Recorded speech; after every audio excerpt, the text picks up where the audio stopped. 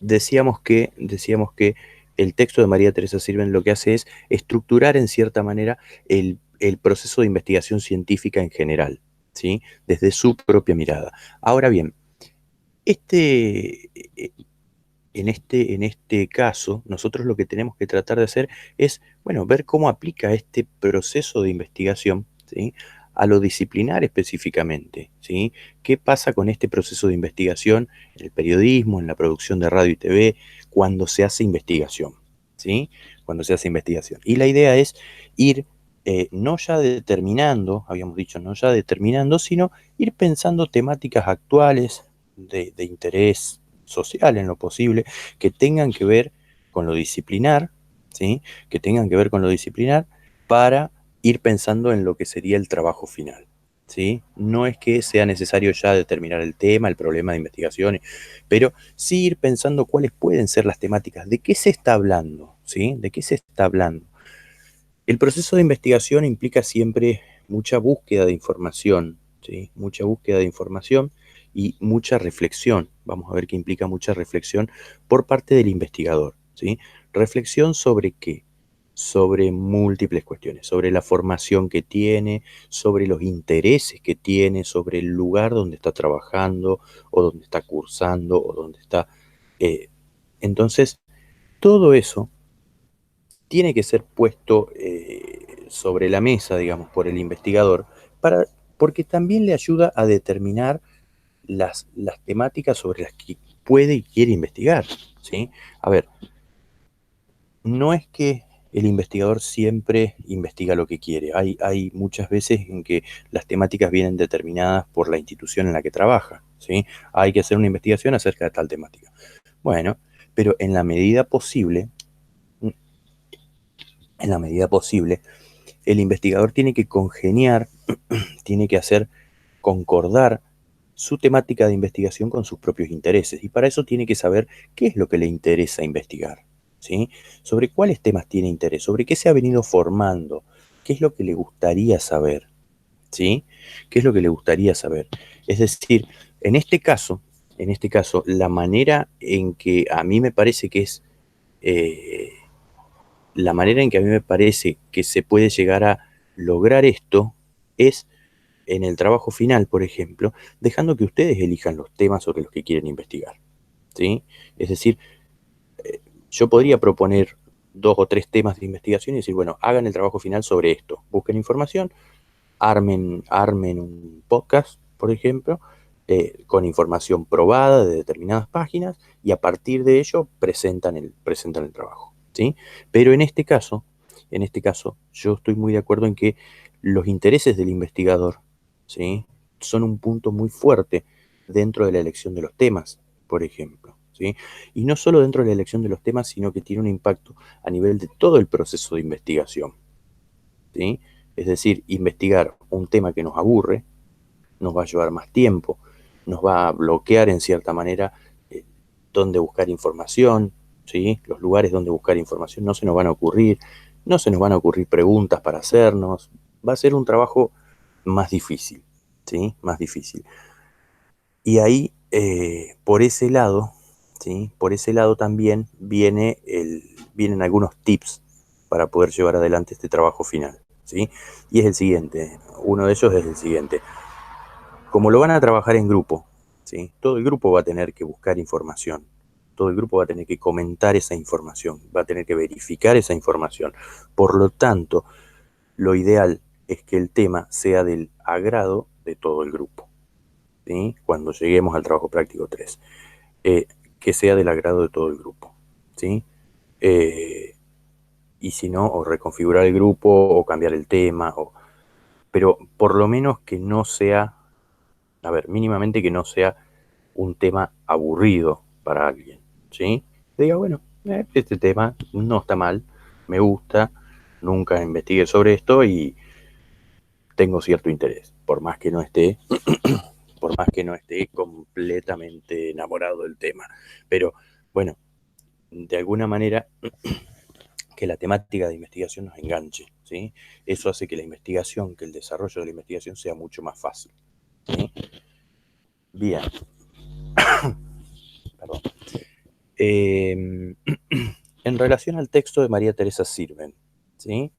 Habíamos repasado muy poquito la primera parte acerca de qué es investigar y la investigación científica como una práctica social dentro de un determinado contexto sociohistórico. Eso ya lo habíamos charlado un poquito, contexto de descubrimiento, de justificación. Decíamos que hasta los 70 había una lógica verificacionista, ¿sí? De la mano de Popper y otros epistemólogos, había un monismo metodológico, es decir, la forma de hacer ciencia era una sola, había una cuantificación de la ciencia, ¿sí? Se planteaba un problema, se proponía una hipótesis y esa hipótesis se verificaba, ¿sí? ¿Era cierta o no era cierta? ¿Sí? Y se verificaba a partir de principalmente métodos estadísticos, ¿sí? Los cuales, ojo, se siguen utilizando y tienen muy fuerte potencial, ¿sí? Lo que ha pasado es que a partir de los 70 se abren otras posibilidades, ¿sí? Otras posibilidades a la investigación. Posturas filosóficas y metodológicas verificacionistas dejan de ser las únicas, ¿sí? Y aparece lo que se llama un pluralismo metodológico. Este pluralismo metodológico significa otras maneras de abordar los mismos objetos de investigación, ¿sí? Entonces, se identifica un problema, ¿sí? Que siempre tengan en cuenta, siempre, siempre, siempre, ya sea un proceso de investigación de tipo cuali o cuantitativo, ¿sí? Siempre arrancamos con un problema de investigación, ¿sí? Em, Identificamos un problema, reconocemos el contexto, ¿sí? Donde se identificó este problema, es decir, ¿por qué se agrega acá el tema del contexto? Antes teníamos el problema, la hipótesis y la verificación, ¿sí? Ahora tenemos un problema, un contexto de descubrimiento donde se identifica ese problema y después la hipótesis. ¿Qué significa esto? Significa que el problema de investigación puede tomar diferentes características según el contexto donde se lo ubique. La lógica verificacionista, que era la que primaba hasta los 70, no contemplaba esto, ¿sí? Para esta lógica, un problema de investigación era lo mismo en cualquier contexto, social, histórico, ¿sí? Era lo mismo. Entonces, a partir de este pluralismo metodológico, dicen, bueno, ojo, el contexto tiene, ¿sí? El contexto tiene impacto en el problema de investigación y lo configura de una manera determinada, le da un toque determinado, le da ciertas características a la investigación, ¿sí? No es lo mismo investigar el estrés, por ejemplo, por decir algo, el estrés laboral en un país donde la desocupación es del 0,7%, que en un país donde la desocupación puede ser del 54%. ¿Sí? ¿Por qué? Porque se va a vivir de maneras diferentes, va a tomar formas diferentes, ¿sí? Va a tomar formas diferentes. Entonces, los motivos por los cuales se experimenta un estrés laboral, por ejemplo, pueden ser muy diferentes cuando uno tiene el trabajo asegurado que cuando uno no sabe si al otro día va a seguir trabajando o no, por ejemplo, ¿sí? Entonces, ese contexto donde se genera el problema de investigación surge o se empieza a rescatar luego de o a partir de los años 70 en adelante, donde ya la lógica verificacionista, ¿sí? No es la única que está, no es la única que está en juego, ¿sí? Y se empieza con un pluralismo metodológico, ¿sí? Bien. Eh, eh, eh, eh. La investigación científica tiene su génesis en la problematización de la realidad. La situación problemática es la situación de la realidad que preocupa al investigador. Una misma situación problemática puede dar lugar a diversos problemas de investigación, ¿sí? Una misma problemática puede dar lugar a diversos problemas de investigación. ¿Por qué? Porque cuando hablamos de situación problemática, buen día, Rodrigo, estamos hablando de algo general, ¿sí? Por ejemplo, lo que decíamos recién, ¿sí? Lo que decíamos recién, estrés laboral o situación sanitaria, ¿sí? Estamos hablando de algo muy amplio. Dentro de eso, dentro de la situación sanitaria, ¿sí? Tenemos un montón de temáticas al interior. Por ejemplo, a ver, eh, si hablamos de situación sanitaria, podemos hablar de eh, ocupación de camas, ¿sí? En este momento, no sé, yo leía este fin de semana en la provincia de Mendoza, ¿sí? Están colapsando algunos sistemas de salud, entonces una situación problemática puede ser que hay poca disponibilidad de camas, pero dentro de eso, uno podría permitirse hacer una investigación sobre algo más específico, más en profundidad, ¿sí? Por ejemplo, eh, la situación emocional de las personas que son positivas para coronavirus, que no encuentran un lugar disponible, ¿sí? Un lugar disponible para internación. O podríamos trabajar sobre eso, las estrategias utilizadas por los grupos familiares de personas con diagnóstico positivo para llevar adelante los cuidados de las personas. Fíjense que a partir de la misma temática general, ¿sí? Surgen dos problemas de investigación que son diferentes. Uno tiene que ver con lo que siente y con la vivencia de la persona que es positiva y que no consigue una cama, frente a otra que tiene que ver con las estrategias implementadas tanto por la persona como por el grupo familiar para poder llevar adelante cuidados, ¿sí? Entonces, queda más o menos clara cuál es la idea de que a partir de una misma situación problemática se pueden generar distintos problemas de investigación. Sí, profe. Bien, bien, bien, bien, bien. Entonces, ¿hay preguntas hasta ahora? ¿Tienen dudas, preguntas? Mientras yo me cebo un mate. De mi parte no, profe. Bien, Está todo claro. bien, bien, bien. La idea es esa, ¿sí? En cierta manera, distinguir, vamos a ir distinguiendo también lo que es un tema de investigación, una situación problemática de un problema de investigación como tal. El problema de investigación es más específico, es más puntual, ¿sí? Es más exacto, digamos, en cierta manera, ¿sí? Y se encuentra dentro de una situación problemática, ¿sí? Dentro de una situación problemática que tiene características más generales. Bien. La investigación científica implica trabajar con dos universos, con la teoría y la empiria y con la relación sujeto-objeto de la investigación. Toda investigación supone la confrontación de teoría e empiria y supone una determinada relación entre el sujeto que investiga y el objeto que es investigado, ¿sí? Esto también, esto también lo vamos a ir viendo más en profundidad cuando abordemos, cuando abordemos los paradigmas de investigación, donde la relación entre sujeto-objeto, ¿sí?, se rescata como un punto muy fuerte. Les hago una consulta en epistemología. ¿Ya han tenido algún contenido acerca de paradigmas? ¿Ya estaban viendo, me dijeron la otra vez, algo de paradigmas? Eh, Todavía no, profe. Por lo menos yo la estoy cursando y creo que no llegamos Bien, a esa bien. parte. Ujú. Bueno, bueno. Vamos a esperar entonces para avanzar con el tema de paradigmas. Pero básicamente lo Sí, que... lo que estuvimos viendo Sí, la clase pasada, si no me acuerdo mal, el contexto de descubrimiento y de verificación. ujú, bien. Pero creo que no fue más, un poco más de eso. Bien, bien. Perfecto. O sea que acá en este texto de María Teresa Sirven, ya cuando hablamos de contexto de descubrimiento y de justificación, una idea ya tienen de a qué apunta. Sí, era era lo mismo que habíamos visto justo en ese día. Perfecto. Bien, bien. Entonces, cuando nosotros hacemos una investigación, ¿sí?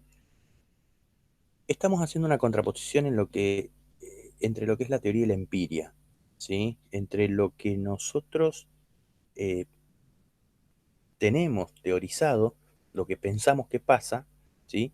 Y lo que encontramos afuera. ¿sí? No voy a decir lo que pasa, porque decir lo que pasa es decir lo real. Y decir lo real es tomar una posición ya paradigmática. Entonces, pongámoslo así. Cuando nosotros hacemos una investigación científica, trabajamos con dos universos. El universo de lo que conocemos, de lo que está teorizado, de lo que, eh, de lo que se ha hablado y lo que encontramos afuera. ¿Sí? Entonces, por eso, fíjense que recién hablábamos de cuando veíamos esto, decíamos la lógica verificacionista y el pluralismo metodológico, ¿sí? Rescatan en cierta manera esto, las hipótesis, ¿sí? En ambos casos se habla de hipótesis, ¿sí? ¿Por qué? Porque la hipótesis va a articular en cierta manera esta relación entre la teoría y la empiria. Nosotros tenemos una teoría. A partir de esa teoría y de lo que sabemos, vemos fenómenos en la realidad, ¿sí? Y conjeturamos qué es lo que puede estar pasando, ¿sí? Nosotros pensamos qué es lo que puede estar pasando. Y a partir de ello, vamos a la empiria para contrastar a ver si los datos de nuestra teoría son reales o no, ¿sí? A ver, por ejemplo, ¿qué se les ocurre a ustedes? Pues yo tengo un ejemplo, pero quiero ver si se les ocurre algo a ustedes. ¿Qué ejemplo puede ser de que tengamos una teoría, proponemos una hipótesis y vamos y la verificamos en la empiria, la probamos empíricamente? Lo hacemos todo el tiempo. Nosotros, por ejemplo, me acuerdo de un trabajo que hicimos el año pasado sobre la ciudad de San Luis y la adaptación que tiene para personas con discapacidad. Y como que Ujú. la primera hipótesis, sin ir a chequear nada, fue como que no está adaptada a simple vista. Bien, Y después, como recorrimos las calles y algunos edificios públicos y comprobamos la hipótesis de que faltaban rampas o las veredas rotas, cosas así. Ahí como ujú. comprobamos esa hipótesis. Podría ser. Bien, bien, bien, bien, bien, ¿sí? Uno parte de una idea, parte de un fenómeno, parte de una teoría, ¿sí? Partimos de una teoría que habla acerca de de contemplar los derechos de las personas con discapacidades, ¿sí? Y te dice esa teoría que tienen que haber rampas en todas las esquinas, que las rampas tienen que estar en buen estado, que tienen que tener una cierta inclinación, o sea, hay cuestiones incluso técnicas, ¿sí? Que nos ayudan a llevar adelante o a pensar, mirando nuestro contexto, en ciertas hipótesis, ¿sí? Uno plantea esas hipótesis y después sale a la empiria, sale a recorrer la ciudad para poder ver si uno estaba errado o no, o en qué aspectos estaba errado, porque muchas veces no es que toda la hipótesis sea falsa o sea verdadera, ¿sí? O sea, cierta. Muchas veces hay parte de las hipótesis que pueden falsarse, hay hipótesis que son muy complejas, pero básicamente nos manejamos así, nos manejamos muchas veces por hipótesis. Y esas hipótesis surgen a veces de las teorías que traemos, ¿sí? Y de la misma observación de los fenómenos del mundo, ¿sí? Pero bien, bien Luis. ¿A alguien más se le ocurre algo? De la experiencia cotidiana, de trabajo que hayan hecho, de...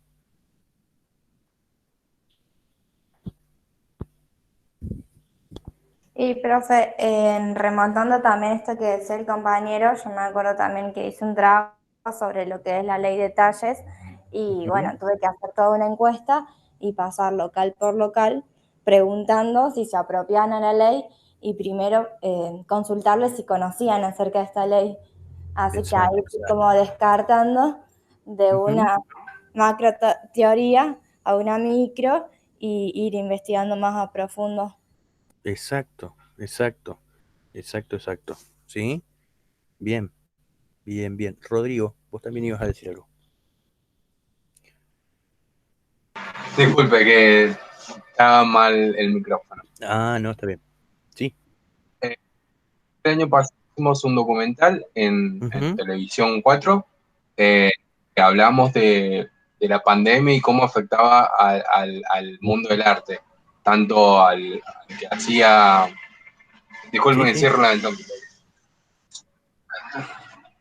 justo No están te preocupes, trabajando fuera de casa. son Eh, los avatares de la Nada, virtualidad. hablamos de eso, de la pandemia y cómo golpeaba al mundo del arte, tanto que hacía música como al sonidista, el iluminador, gente que vivía de eso. Exacto. Cuando, eso fue la hipótesis inicial, pero cuando nos pusimos a investigar, mucha gente como que no trabajaba y tampoco había mucho para investigar de ese lado, porque era eso, no estaban trabajando. Entonces tuvimos Ujú. que darle una vuelta de tuerca y terminamos haciendo sobre el mundo de los artistas más específicamente y no tanto con la pandemia, como que Ujú. tuvimos que cambiar el eje de la investigación. Exactamente, exactamente. Rodrigo, vos estabas como, puede ser que vos estabas como Río la semana pasada. Sí, sí, sí, Ah, porque tenía el canal linkeado al mail y bueno, nada, lo no hay, cambié. no hay problema, no hay problema. Yo para irlos identificando, para irlos identificando después. Bien. Este, claro, exacto. Bueno, nos vamos a encontrar muchas veces y sobre todo en investigaciones cualitativas. Hablábamos acá de investigaciones de tipo participativas, por ejemplo. Nos vamos a encontrar con que muchas veces estas mismas hipótesis que nosotros llevamos, ¿sí? Las llevamos nosotros, ¿sí? Y lo que, no es lo que se necesita, no es lo que se pide en el contexto donde vamos a trabajar. Entonces, hay investigaciones de tipo participativas donde uno va, va con su valijita de hipótesis, con su maletín, con su mochila de, maletín no creo, con su mochila de hipótesis, ¿sí? Y cuando llega al lugar se encuentra con que en realidad las problemáticas que se quieren o que se necesitan abordar son muy diferentes a las que uno tiene pensado como investigador. ¿Por qué? Porque tanto en las lógicas cualitativas como cuantitativas, cuando la investigación no es de este tipo, así participativa, cuando no es así, muchas veces las hipótesis las genera el mismo investigador, en función de lo que ve, de lo que cree, pero ojo, ojo, ¿por qué? Porque si uno va a hacer una investigación acerca de no sé, las condiciones de alimentación en los barrios más carenciados de San Luis, por ejemplo, pero uno como investigador no ha tenido nunca carencias alimenticias y nunca ha vivido en los barrios más desfavorecidos de San Luis, ¿sí? Uno corre el riesgo de hipotetizar en base a la experiencia propia, a lo que cree o muchas veces en función del prejuicio, ¿sí? En función de un prejuicio que uno pueda llegar a tener y que uno no se da cuenta, pero que viene de la mano de la experiencia, la historia de vida que uno tiene, la formación y los contextos donde se ha movido, ¿sí? Les pongo por caso. Eh, yo he trabajado con muchas asignaturas diferentes, siempre metodología de la investigación y estadística muchas veces, eh, y siempre trato de que tengan una práctica de investigación, ¿sí? No me gusta dar la materia teórica, siempre quiero que tengan una práctica de investigación, que hagan algo de investigación, que salgan un poquito a campo, en estos casos virtual, pero cuando no estábamos en pandemia, presencial. Y la generación del problema de investigación, ¿sí? La generación del problema de investigación revela muchísimo acerca de la formación y, y la historia de vida que tienen los investigadores, ¿sí? Entonces, hubo algún momento donde un grupo de chicos planteaban como problema de investigación por qué las personas del plan de inclusión social se gastan su sueldo en tener el último teléfono, así como lo escuchan, ¿sí? O sea, está bien, uno puede cometer ciertos errores al principio al formular un problema de investigación y eso se va corrigiendo, para eso son las supervisiones, ¿sí? Yo la consigna que les doy es tiren toda idea que se les ocurra, ¿sí? Pero fíjense que esa idea particularmente, ¿sí? Está formada en función de un prejuicio, ¿sí? En función de un prejuicio. ¿Por qué? Bueno, salta bastante a la vista, pero ¿por qué? Porque ya viene con una afirmación determinada, y es que el dinero se gasta en teléfonos, ¿sí? En renovar el teléfono, porque no es ni siquiera una función, no era ni siquiera una función de necesidad, ¿sí? No es el dinero del sueldo, se utiliza para adquirir telefonía celular. No, es para estar con el último teléfono, para tener el último teléfono, ¿sí? Entonces, obviamente, en su momento, en su momento, yo no corté el tema de investigación, ¿sí? No les corté el problema de investigación, sino que lo que uno hace es empezar a preguntarse, bueno, ¿y cómo investigarían esto? ¿Sí? ¿Cómo investigarían? ¿Y qué preguntarían? ¿Sí? ¿Qué teléfono tenías antes? ¿Qué teléfono tenés ahora? ¿Cuándo lo cambiaste? ¿Cuánto gastaste? ¿Cuánto? Y se nos muere el tema ahí, ¿sí? ¿Por qué? Porque la imposibilidad de ampliar ese problema de investigación, de correr nuestros propios prejuicios, de correr nuestras propias ideas, ¿sí? Nos bloquea para preguntar solamente lo que nosotros queremos confirmar. Si nosotros tenemos un problema de investigación basado en un prejuicio o en una idea muy fuerte que nosotros tenemos, pero que no sabemos si se cumple o no en la población que vamos a investigar, ¿sí? Eso no nos permite preguntarnos otras cosas, ¿sí? Eso no nos permite preguntarnos otras cosas. Por ejemplo, si yo dijera, bueno, mi problema de investigación es que los alumnos estudian poco tiempo, ¿sí?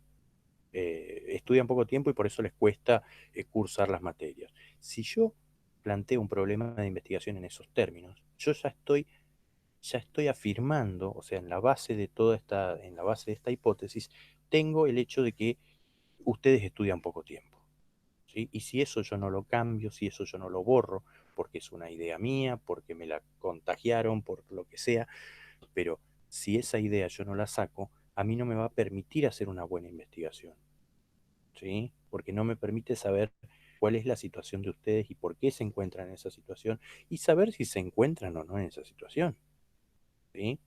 Entonces, eh, en ese sentido, en ese sentido, cuando nosotros hablamos de que trabajamos entre la teoría y la empiria, ¿sí? Articulamos entre la teoría y la empiria, vamos a hablar de que en el medio entre esta teoría y empiria tenemos hipótesis, pero estas hipótesis tienen que tener un sustento determinado, ¿sí? Yo no puedo tirar una hipótesis porque se me ocurre, ¿sí?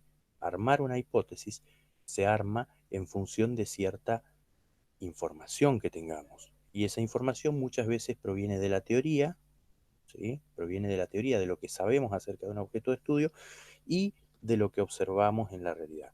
¿Por qué? Porque hay discordancias a veces entre lo que observamos en la realidad, ¿sí? Hay discordancia entre lo que observamos en la realidad y lo que dice la teoría, y por eso surgen las hipótesis, ¿sí? No se nos ocurre una hipótesis de algo que ya sabemos que está probado, por ejemplo, ¿sí? Eh, sí se nos ocurren hipótesis en función de, bueno, discordancias entre lo que dice la teoría y lo que dice la observación de los fenómenos, ¿sí?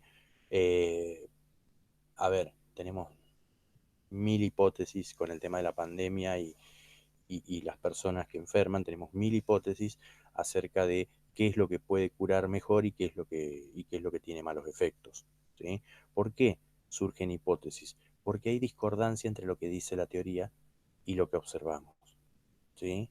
Y lo que observamos.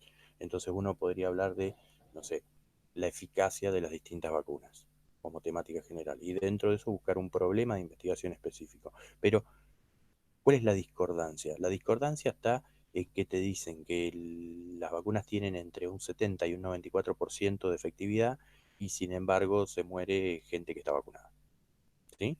Entonces, eh, ahí hay un quiebre, ahí hay un quiebre y eso nos hace hipotetizar. Las hipótesis tienen que ver con, bueno, qué tan efectivas son, por ejemplo, las vacunas, ¿sí? Eso eh, a nivel médico, a nivel químico, ¿sí? Pero también podríamos hipotetizar acerca de otras cuestiones, ¿sí? Por ejemplo, no sé, cómo se sienten las personas que están vacunadas, cuál es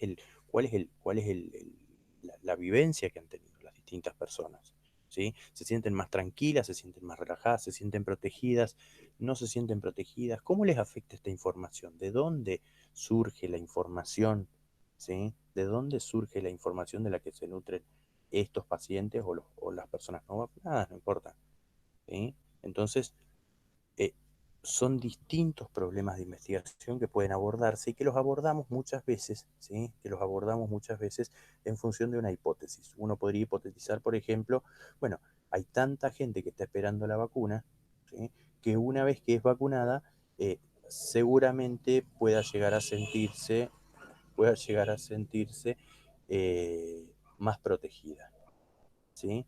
Pero ojo que juegan otros factores también, hay otros factores en juego, como la información que circula en los medios, que puede hacer que incluso personas que se hayan vacunado se sientan más desprotegidas, ¿sí?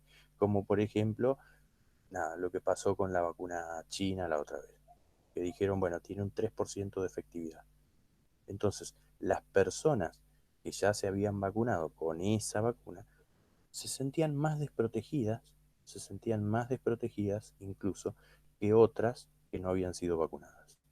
Entonces, las hipótesis, vamos a ver qué es lo que se articula entre la teoría y la empiria, ¿sí? Vamos a ver qué es la bisagra entre la teoría y la empiria. Pero esas hipótesis deben tener un fundamento determinado, ¿sí? No podemos, ya les digo, inventar hipótesis porque se me ocurrió, ¿sí? Porque se me ocurrió. Tiene que tener algún tipo de información que la sustente. Y a su vez, también dentro de las investigaciones hay una relación entre sujeto y objeto, ¿sí? Hay una relación entre sujeto y objeto. Eh, entonces, dependiendo de las características de esta relación entre sujeto y objeto, ¿sí? Va a ser cómo llevemos adelante el proceso de investigación. Va a ser cómo llevemos adelante el proceso de investigación. Ya les digo, cuando entremos en el tema de paradigmas, vamos a ir viendo que la posición del investigador y de lo investigado, ¿sí? Van a ser muy diferentes en un paradigma más de tipo positivista, en una lógica más verificacionista, frente a otras lógicas distintas, ¿sí? Como una lógica más constructivista, por ejemplo, ¿sí? Un paradigma constructivista. El papel del investigador y del objeto a investigar van a ser muy distintos, ¿sí? Y por ende la relación entre ellos también. La construcción del conocimiento, ¿sí? El conocimiento, vamos a ir viendo que desde desde la lógica verificacionista, por ejemplo, el conocimiento es descubierto, mientras que desde las lógicas constructivistas, el conocimiento es generado, y es generado en la interacción entre el sujeto y el objeto. No es que el investigador tiene el conocimiento y lo atrapa, ¿sí? Sino que vamos a ir viendo que si no interactúa el investigador con las personas investigadas o con el objeto de investigación, no se produce conocimiento, ¿sí? No se genera conocimiento. Bien, la investigación científica tiene ciertos aspectos específicos. Prevé un modo de operar o modos de operar una confrontación entre la teoría y la empiria a través de un diseño previo. Se prevé una estrategia metodológica, cuantitativa, cualitativa, combinación, instancias participativas, etc. ¿A qué se refiere esto? O sea, ¿o cuál es la idea de este punto 4.1? La idea es que la ciencia no improvisa, ¿sí? La investigación científica no tiene que improvisar. No es que salgo a campo a ver qué onda, ¿sí? Voy a ver qué encuentro y no sé, tomaré unos test, haré unas preguntas a algunas personas y capaz que algún cuestionario y después veo a ver qué hago con todo eso. No, se prevé un modo de operar, ¿sí? Tenemos que partir con un problema de investigación, tenemos que partir con información previa acerca de esa temática, de ese problema. Tenemos que ver cómo vamos a entrar a campo, en qué lugar vamos a hacerlo, ¿sí? De qué manera vamos a recoger información, qué vamos a hacer con esa información después, ¿sí? ¿Por qué? Porque si no se nos desorganiza todo, se nos desorganiza todo. Entonces tenemos un problema de investigación que apunta a una cosa, pero la información que juntamos no nos sirve para dar una respuesta a ese problema de investigación. Entonces, imagínense que eso pasa en una tesis, por ejemplo, ¿sí? Eso pasa en una tesis. Ustedes están muy cerca ya de la tesis, ¿sí? Ustedes están muy, muy cerquita de la tesis. Cuando quieran acordar, van a estar en la tesis, ¿sí? Eh, Ahora, imagínense que si ustedes hacen un diseño de investigación, por ejemplo, van planteando un diseño de investigación, eso tiene que tener toda una coherencia ¿sí? No son partes, cada apartado de una investigación no es una cosa diferente de las otras, sino que tienen que estar todos unidos, ¿sí? Tiene que haber una coherencia. Entonces, si planteamos un problema, una situación problemática, el problema de investigación debe estar dentro de esa situación problemática. Si buscamos información para un marco teórico, que ya vamos a ir viendo, vamos a ir precisando qué es, pero si buscamos información teórica acerca del tema, tiene que ser información teórica acerca del problema que nosotros estamos trabajando en esa tesis.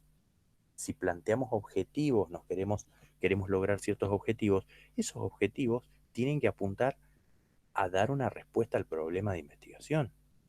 Si planteamos que vamos a utilizar ciertas herramientas para recoger información, esas herramientas tienen que ser adecuadas para recoger información y a su vez esa información que recojan nos tiene que permitir cumplir los objetivos para dar respuesta al problema. Esa información que recogemos tenemos que analizarla de alguna manera y tenemos que prever cómo la vamos a analizar, ¿sí? ¿Cómo la vamos a analizar? ¿Bajo qué criterios? ¿Sí? ¿Bajo qué criterios? ¿Cuándo vamos a decir que confirmamos una hipótesis y cuándo vamos a decir no podemos terminar de confirmar una hipótesis? Según nuestro punto de vista, según lo que a nosotros nos parezca, según un criterio estadístico, según la opinión del investigador, pero también de los participantes del trabajo. O sea, ¿de qué manera vamos a validar esos datos que nosotros tenemos? ¿Sí? ¿De qué forma lo hacemos? Porque no es lo mismo, a ver, yo podría validar, fíjense, yo podría recoger información, ¿sí? Yo podría recoger información y hacer una validación de datos, no sé, totalmente errónea, ¿sí? O analizar los datos bajo técnicas que no tengan sentido, ¿sí? Entonces, podría decir, bueno, a ver, yo voy a evaluar si ustedes son buenos alumnos o no. Entonces, de repente, no sé, según las fotos que yo tengo acá, de ustedes veo a Milagros y Sebastián, ¿sí? Entonces, Milagros parece estar con un salvavidas, entonces yo creo que en función de eso sus gustos están más en el ocio, mientras que Sebastián está escribiendo en un pizarrón. Por lo tanto, está más dedicado a lo académico. Sebastián es buen alumno, Milagros no le va muy bien. A ver, es una valoración puramente prejuiciosa, puramente, ni siquiera sé si está sentada en el sentido común, pero que no es válida científicamente, ¿sí? Que no es válida científicamente. Entonces, los instrumentos de recolección de información que yo estoy usando son errados, ¿sí? Son errados. Mis instrumentos de recolección de información tendrían que apuntar a otra cosa, tienen que estar coherentes con el problema de investigación, con los objetivos, con... Entonces, ¿de qué manera puedo evaluar yo cuál es el desempeño académico, por ejemplo, que tiene cada uno? ¿Cómo lo harían ustedes? ¿Cómo evaluarían su desempeño académico? O el de un grupo de alumnos, de estudiantes. Antes de decir nada, haciendo un pequeño test o unas preguntas acerca de el nivel académico que tiene cada uno, de qué materias cursa, primero, antes de evaluar cualquier hipótesis, me parece, ¿no? Exacto, exacto, exacto. ¿Sí? Yo lo estoy haciendo así muy, muy brusco para que se note el quiebre, la diferencia y lo grosero, digamos, de utilizar mal una herramienta. Pero sí, es cierto, eso podría ser una, ¿sí? Eso podría ser una. Entonces, uno podría, digamos, hacer preguntas que tengan que ver realmente, o sea, lo que hay que hacer op- es lo que se llama operacionalizar el desempeño académico. Y decir, bueno, a ver, ¿en qué consiste el desempeño académico para esta investigación? ¿Qué es lo que vamos a, qué es lo que vamos a considerar desempeño académico en esta investigación? ¿Sí? ¿Por qué? Porque a partir de ello se van a desprender ciertas preguntas. Y bueno, el desempeño académico tiene que ver con, por ejemplo, la cantidad de materias que se cursan. Bueno, listo, ahí tenemos una pregunta que es la que decía Rodrigo. ¿Cuántas materias estás cursando este cuatrimestre? ¿Sí? ¿Cuántas materias estás cursando este cuatrimestre? ¿Cuántas materias tendrías que estar cursando? ¿Estás cursando todas las que tendrías que estar cursando? ¿Estás cursando algunas? ¿Sí? Eh, ¿Con qué más tiene que ver el desempeño académico? Con, bueno, puede ser también con los resultados en los exámenes, con la entrega de prácticos, ¿sí?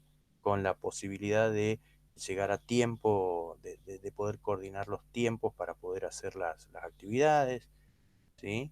Entonces, en función de eso, podemos ir construyendo un instrumento de recolección de información, si es que no lo hay ya construido, un instrumento de recolección de información que realmente nos permita cumplir los objetivos, ¿sí? Que realmente nos permita cumplir los objetivos.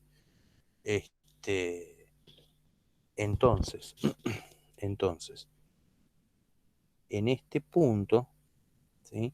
En este punto, ¿a qué nos orientamos? A que la investigación, el proceso de la investigación, no tiene que ser intuitivo, ¿sí?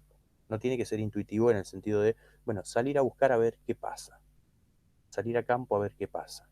Ya veremos con qué nos encontramos y en base a eso armamos una investigación. No, antes de salir a campo, hay toda una planificación. La investigación debe ser planificada. ¿El plan nos va a salir tal cual? No nos va a salir tal cual, ¿sí? Pero por lo menos tenemos que ir previendo, qué es lo que tenemos pensado hacer, ¿sí? Después tendremos obstáculos, inconvenientes, avatares en el camino, pero en un principio no se puede llevar adelante o no va a dar buenos resultados un proceso de investigación a los manotazos, ¿sí? Tenemos que planificarlo, ¿sí? Y esa planificación se da a través del diseño, armando una estrategia metodológica. Por otra parte, un proceso de investigación busca una producción original, ¿sí? De allí la importancia de los antecedentes de la investigación o la revisión del estado del arte.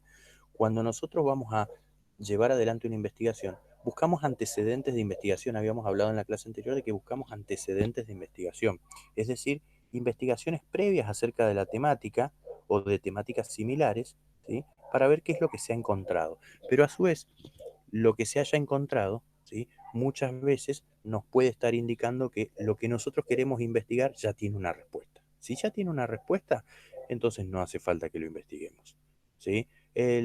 Poníamos el ejemplo de el paracetamol. ¿Reduce el dolor de cabeza? No vamos a hacer una investigación antes de tomar un paracetamol porque nos duele la cabeza, ¿sí? Directamente, o sea, buscamos la información en el prospecto, ya sabemos que es información que está avalada, que es información científica, por lo tanto dice reduce la cefalea, migraña y dolor de cabeza común y corriente.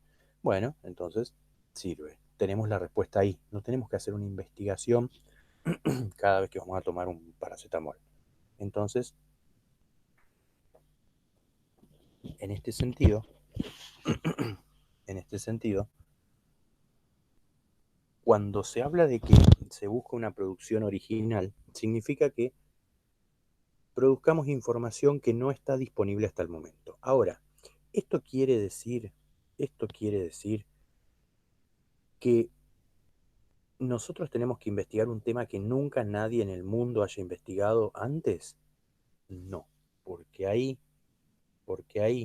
digamos, se toma una acepción de la palabra original, pero estamos al horno, de cierta manera. ¿Por qué? Porque es el caos mental que a uno se le arma cuando tiene que hacer una tesis y le dicen tiene que ser una producción original. Que sea una producción original, ¿sí? Significa algo que no se haya investigado anteriormente, pero no significa que el tema y que el tema de investigación tiene que ser no investigado por nadie anteriormente, ¿sí? Sino que dentro de la misma temática nosotros podemos estudiar un tema que haya sido estudiado o que haya sido investigado en un contexto, bueno, lo podemos investigar en otro contexto diferente, ¿sí? Lo podemos investigar en otro contexto diferente, en una población diferente, en una muestra diferente, en un tiempo diferente, ¿sí? En un tiempo diferente. Por ejemplo, no sé, variaciones en la matriculación de alumnos en las carreras de música de las universidades nacionales entre 2019 y 2021, ¿sí? Y es una investigación que ya se había hecho antes con la matriculación de estudiantes en carreras de música entre 2015 y 2018, por ejemplo, ¿sí? Entonces, ¿se hizo una investigación antes? Sí, se hizo una investigación antes. Nosotros estamos trabajando lo mismo, pero en un contexto histórico diferente. bajo la situación de pandemia, por ejemplo, ¿sí? Entonces, para ver cómo ha variado la matriculación de los estudiantes de carreras de música en universidades nacionales. A ver, no, la temática coincide, ¿sí? Y lo que varía es el contexto histórico y queremos saber cómo se ha desarrollado en un tiempo distinto. ¿Es válido? Perfectamente válido, ¿sí? Perfectamente válido. Entonces, cuando hablamos de que el proceso de investigación busca una producción original, no estamos hablando de que, no estamos hablando de que el tema nunca ha sido investigado por nadie, ¿sí? No tenemos que crear la teoría de la relatividad 2 para hacer una tesis, ¿sí? Entonces, por eso es importante también la búsqueda de los antecedentes. Fíjense que los antecedentes lo que nos dan es qué es lo que se ha investigado hasta el momento. Y toda investigación tiene una ventaja, y es que muchas veces termina con las sugerencias. Y las sugerencias, entre las sugerencias, muchas veces podemos encontrar algunas tales como sería deseable continuar con estas investigaciones durante algunos años más para ver cómo sigue variando la tasa de inscripción de los alumnos en las carreras de música. Entonces uno dice, ahí está mi tema de investigación. Esto se investigó hasta el 2018, estamos en el 2021, bueno, veamos qué pasó entre el 2019 y 2021. A ver cómo se siguió moviendo. Ya tengo un antecedente de investigación. Tengo resultados con qué comparar mis resultados. Sé que el tema no se ha investigado porque lo dejaron abierto. Ya está, ¿sí? Entonces fíjense que a partir de la lectura de ciertas investigaciones, en las sugerencias, en la parte de las sugerencias, dejan abierta la puerta para decir, bueno, a ver, ¿con qué se puede continuar? ¿Sí? O podría también, o sería interesante también indagar lo que ocurre en las carreras, en otras carreras tales como periodismo y producción de radio y TV. Listo, ya está. Puedo hacer del 2015 al 2018 la variación en la tasa de inscriptos de las dos carreras, o de 2015 a 2021, y tengo una investigación para hacer. Es algo que no se ha investigado anteriormente, ¿sí? O los motivos de elección de una carrera, por ejemplo, ¿sí? ¿Cuáles son los motivos por los que se elige una carrera? Entonces, uno se pone a investigar, a buscar antecedentes. Bueno, hay antecedentes de investigaciones hechas en en alguna universidad de Buenos Aires. Bueno, pero de San Luis no hay nada, no, no hay nada. Listo, hagamos la misma investigación, la replicamos, pero la replicamos acá en San Luis. Tenemos una investigación, tenemos una tesis, ¿sí? Entonces, ¿queda más o menos claro lo que vamos viendo hasta ahora?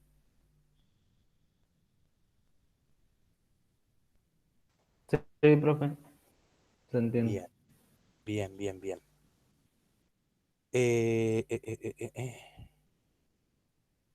Busca ser validada. Eh, a ver, lo de la validación también está muy articulado con el tema de qué es válido y qué no es válido, que no significa que algo válido sea verdadero, ¿sí? No significa que algo válido sea verdadero. La investigación científica busca ser validada en el sentido en que se ha llevado y se ha desarrollado, ¿sí?, bajo ciertos pasos que están aprobados por la comunidad científica, ¿sí?, en cierta manera. Eh, y se le atribuye, digamos, en tanto más se adecue a estos métodos, en tanto tenga una estrategia metodológica más sólida, ¿sí?, se le atribuye un valor de verdad, pero que no necesariamente da ese conocimiento como una certeza absoluta, ¿sí? Recordemos que el conocimiento en ciencia puede ir cambiando con el tiempo, ¿sí? Puede ir cambiando, se puede ir modificando a partir de nuevos descubrimientos, ¿sí? Entonces, lo que busca es una validación, es decir, que el proceso haya sido llevado de manera confiable para obtener un conocimiento determinado, ¿sí? ¿Ese conocimiento es verdadero, absoluto?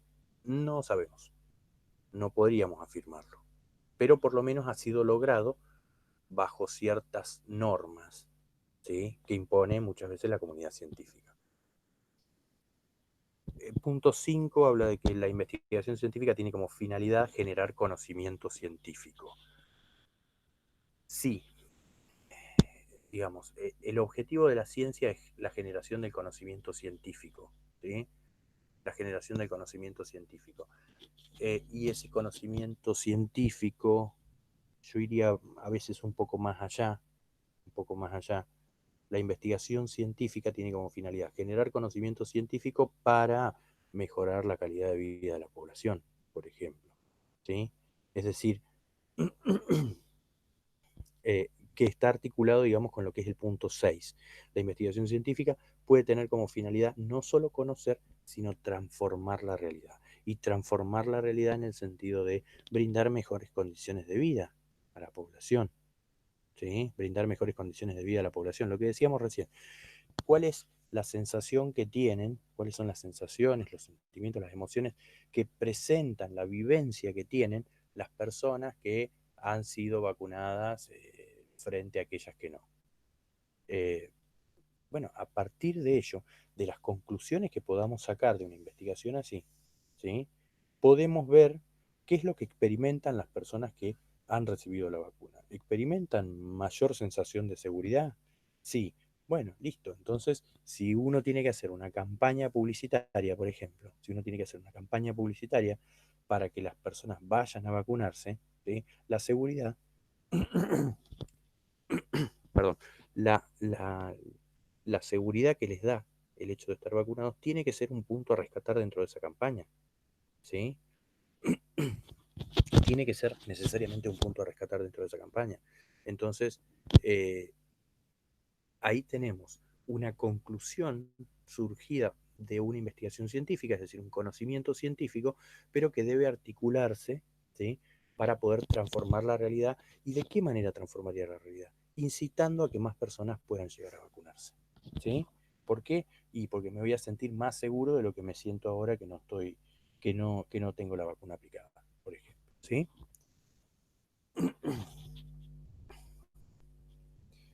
Y en el punto 7, la investigación científica busca la socialización del conocimiento producido. ¿Por qué la socialización? ¿O qué es la socialización del conocimiento para ustedes? ¿Qué piensan ustedes? ¿Con qué se relacionará socializar el conocimiento?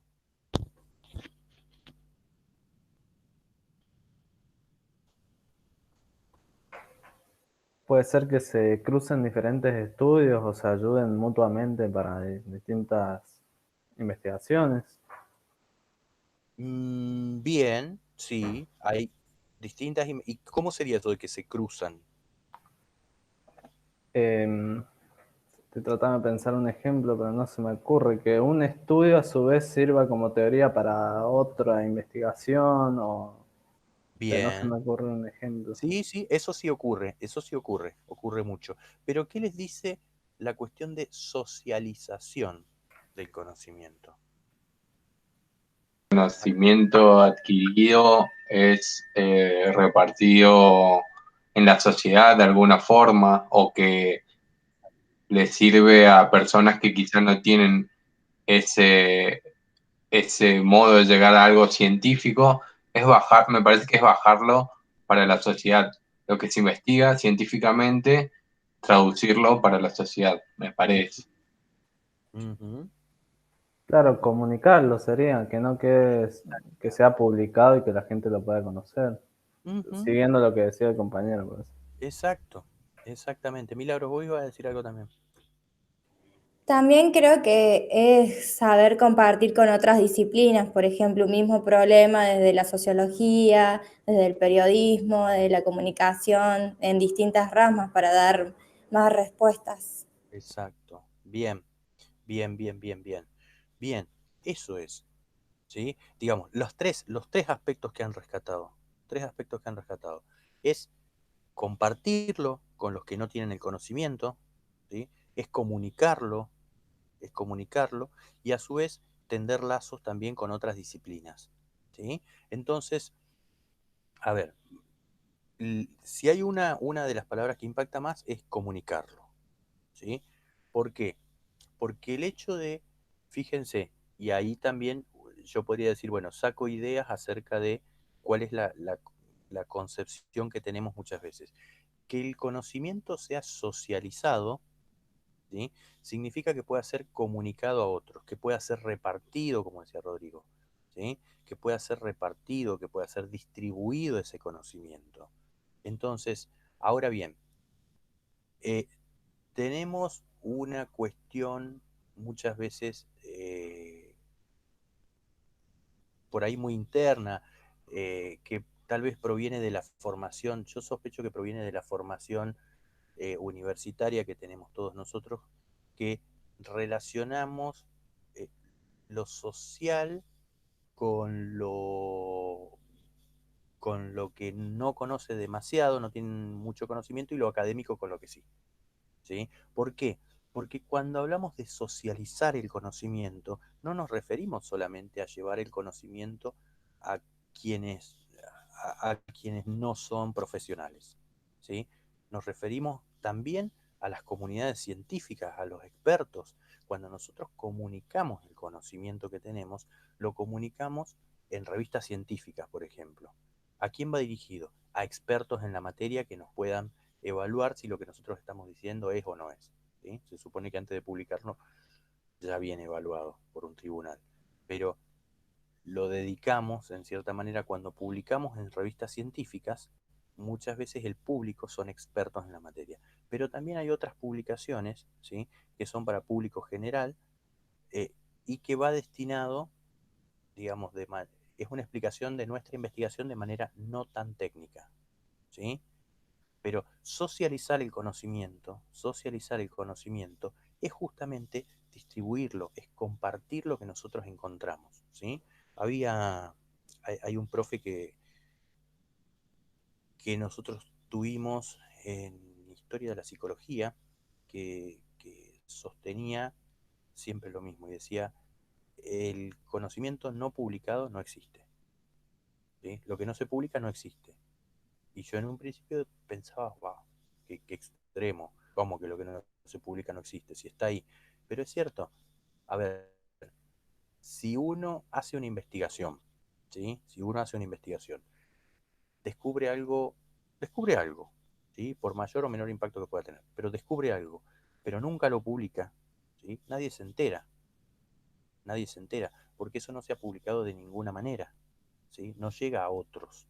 Nosotros podemos llegar a contarlo, pero cuando estamos contando nuestros hallazgos, en cierta manera también estamos haciendo una publicación. Vamos a ver que hay dos tipos de publicación, hay dos formas de publicar en ciencia, ¿sí? Dos grandes formas. Dentro de ellas hay subtipos, pero son básicamente las reuniones científicas, ¿sí? Y las publicaciones escritas. Entonces, ¿qué son las publicaciones escritas? Los papers, los manuales, los libros, ¿sí? Y después están las reuniones científicas. Las reuniones científicas, congresos, jornadas, seminarios, ¿sí? Congresos, jornadas, seminarios. Y ahora, bueno, tenemos nuevos elementos para dar a conocer la ciencia, como son los objetos de creación, ¿sí? Que ustedes, particularmente en la Facultad de Ciencias Humanas y específicamente en las carreras de periodismo, producción y comunicación social, ¿sí? Se está utilizando mucho. Entonces, digamos, el objetivo yo tengo es lograr algo así con ustedes en un trabajo final, ¿sí? Y yo sé que lo vamos a lograr. No solamente quiero, sino sé que lo vamos a lograr. Pero es otra forma, ¿sí? De hacer pública la ciencia. La ciencia que no se hace pública, los descubrimientos que no se hacen públicos, ¿sí? No tienen mayor impacto, no pueden ser utilizados por nadie, ¿sí? Solamente publicándolos de una manera u otra, para público general, para público experto, es que pueden llegar a tener un impacto, ¿sí? Bien, han sido muy poquitos en esta clase y se me han ido unos 7 minutos más o menos del, del tiempo de clases. ¿Hay preguntas? ¿Hay dudas? ¿Comentarios? ¿Algo que les haya gustado? ¿Algo que no les haya gustado? ¿Algo que no se entendió? ¿Algo que sí?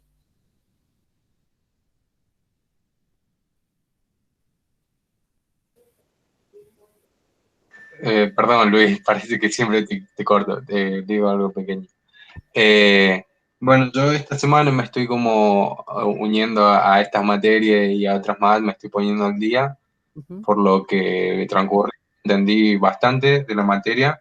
Me parece que al menos en esta clase está bueno este tipo de charla por usted, porque también es como está bueno de escuchar. Y a medida que vaya pasando la semana, le voy a consultar si tengo alguna duda para ponerme más al día. Digo, porque capaz Perfecto. hay cosas que por ahí lo dijo la semana pasada y ya me lo perdí, ¿viste? Bien, bien, bien. ¿Entraste al grupo de Facebook, Rodrigo? Sí, sí, sí, ya entra el grupo del Facebook.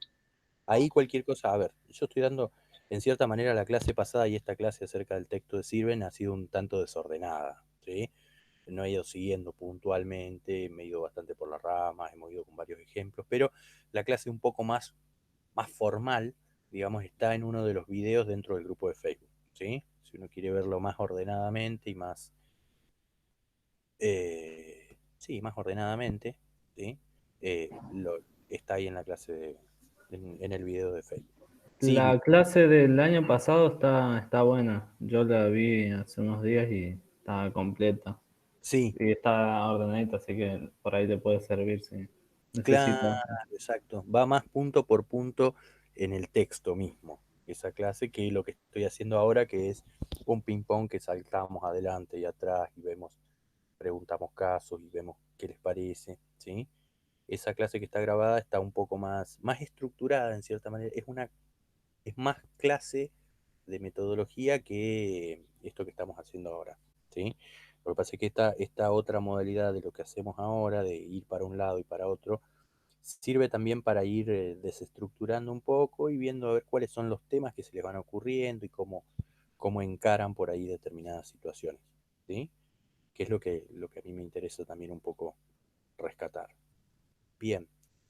eh, entonces. Bueno, el miércoles vamos a ver qué ocurre, ¿sí?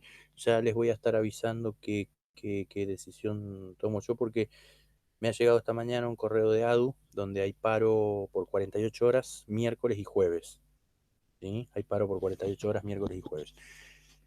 Si adhiero, yo estoy en ADU, o sea, en el gremio.